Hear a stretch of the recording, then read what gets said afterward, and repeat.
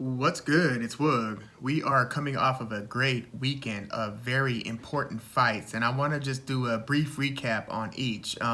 In this particular video, I'm going to talk a little Claressa Shields versus Savannah Marshall, the battle for undisputed at middleweight. Claressa Shields looking to become a two-time middleweight undisputed champion, and she's also become undisputed in another division as well. So this was a very important fight between two rivals, two undefeated champions, and I didn't know that Claressa Shields was going to look this much faster than Savannah Marshall.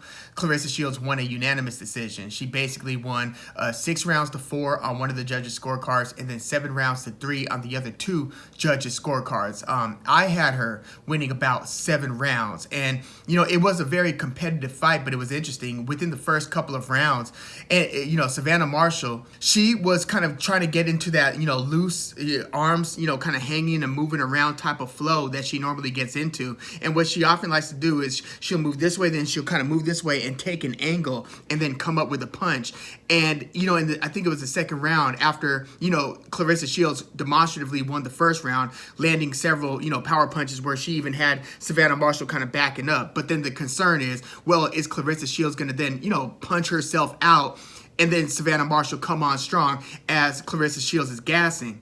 But there was a moment in the second round where Savannah Marshall tried to take that angle, and then Claressa Shields came over the top with her right hand so quickly, and just the accuracy, the sharpness of that punch had me thinking, wow, I think that that's going to change the calculus on how Savannah Marshall plans to move and to get into position to throw power punches against Claressa Shields. And she did have to hesitate a bit. Yes, she did kind of pin Claressa Shields up against the ropes, especially during the second half of the fight. But if you look closely at those punches and combinations Savannah Marshall was throwing, I was just blown away by how good Claressa Shields' defense was. From the head movement to having Savannah Marshall miss by wide margins in some of those, hooks that she was throwing. Claressa Shields would duck under the hook. She would slip back when Savannah Marshall would try to throw certain crosses.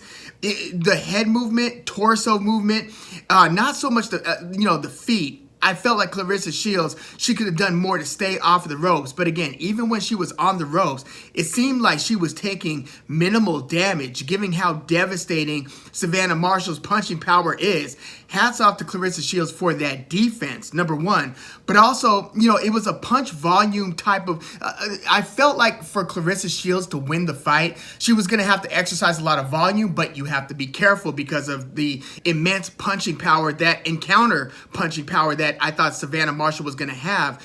But I felt like once, they got in the pocket and they would both exchange like 3 to 4 punches, it just seemed like even in close quarters, Claressa Shields' punches were just getting there a lot quicker, a lot sharper, and she just seemed to be winning the vast majority of those exchanges. I thought that Claressa Shields might, kind of edge a decision, but I thought that it was going to, look like a little bit closer of a fight. I thought that this one was really going to reflect the betting line and was going to look like a near 50-50 type of a fight. But, there was nothing controversial about this decision. I feel like this one was more clear-cut, for instance, than Alicia Baumgartner's close split decision win over Michaela Mayer. I felt like if this one were to have gone Savannah Marshall's way, I don't think it would have been a robbery, but I would have felt like the person who I thought had a greater than 50% chance at winning the fight based on what I saw in those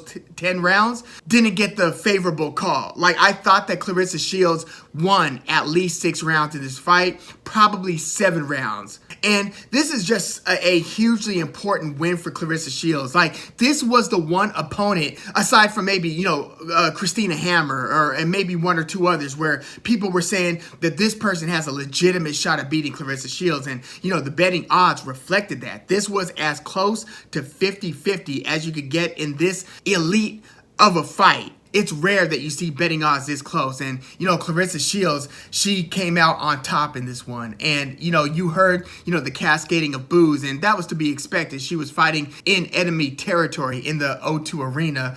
Savannah Marshall is from Great Britain. But, I felt like the public was hugely divided on who they thought was going to win the fight. Some people thought that Savannah Marshall was being boosted and was being a little too overhyped. Other people thought that, yeah, this is where Claressa Shields gets her comeuppance and Savannah Marshall hurts, maybe drops, perhaps even stops Claressa Shields. Like, I was talking with a lot of y'all in the comments of even my preview videos, and I saw the wide disparity of opinions going into this fight.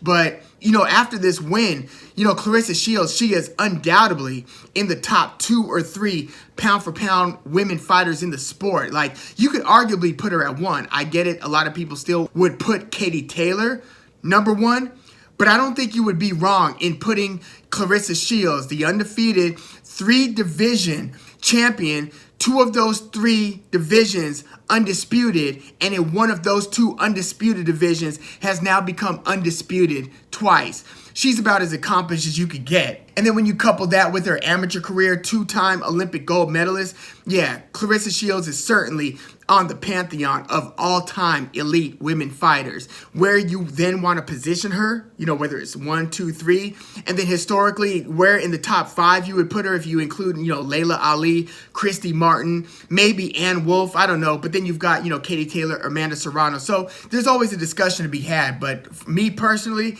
in today's game, Claressa Shields is no less than number 2, maybe number 1 pound for pound. Let me know if you would still put Katie Taylor above her, but this was a very impressive victory, and she boxed super well. She outboxed Savannah Marshall, clearly landed the more meaningful punches and more of those meaningful punches, and just overall had more moments of controlling the activity and winning the exchanges than she did in losing the exchanges. And it didn't seem like once in this fight was Claressa Shields like buzzed or badly wobbled, stunned, hurt.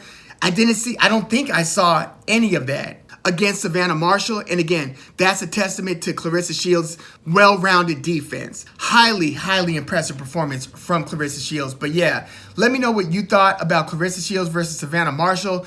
I'm wondering if they're going to run it back if Savannah Marshall is in fact going to retire, which she pretty much alluded to, or if Claressa Shields is going to try to do something else in another division. Hell, she might go back to MMA for a short stint, but her boxing career has been nothing short of stellar and elite. But yeah, let me know what you thought of the Claressa Shields versus Savannah Marshall fight. This one also included, in my opinion, much more action than Michaela Mayer versus Alicia Baumgartner. They were both very good fights, very technical fights. But in this one, Claressa Shields, because it was a competitive fight where maybe Shields believed that she had to win that 10th round or at least rally back in the 10th to kind of seal the deal. And you saw that in the last 20 or so seconds of the 10th round where Claressa Shields, was arguably losing that 10th round because Savannah Marshall was very strong in the first half of the 10th. Claressa Shields closed that out very well, and then given Claressa Shields' start to the fight in the first, 3 to 4 rounds. I think it might have been, 3 rounds before you could even arguably give Savannah Marshall a round. So she, in my opinion, had those first 3 rounds in the bag. And then I feel like there were clearly another 2 that you could give her even before the 10th round. Again, I think that you could give Claressa Shields 7 of these 10 rounds. But let me know your thoughts in the comments. And please like the video, subscribe to the channel if you are into the fight talk. I'm Woog. Thanks for tuning in.